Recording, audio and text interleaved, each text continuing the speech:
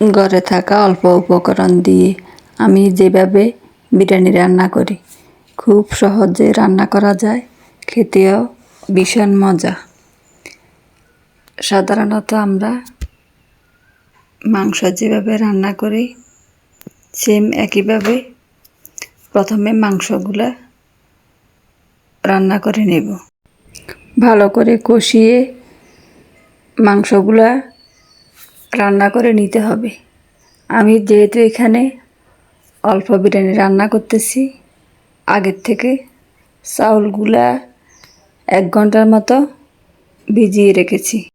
মাংসগুলা 80% পর্যন্ত রান্না হয়ে গেলে আধা কেজি পানি, পরিমাণ মতো কিশমিশ, স্বাদ মতো বিরিয়ানি মশলা এগুলা দিয়ে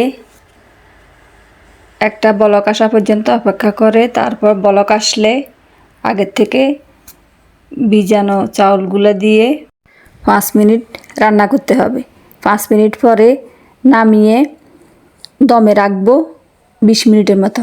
তারপর তৈরি হয়ে যাবে খুব সুস্বাদু বিরিয়ানি। আমার ভিডিওগুলো যদি ভালো লাগে, লাইক, কমেন্ট, শেয়ার করবেন।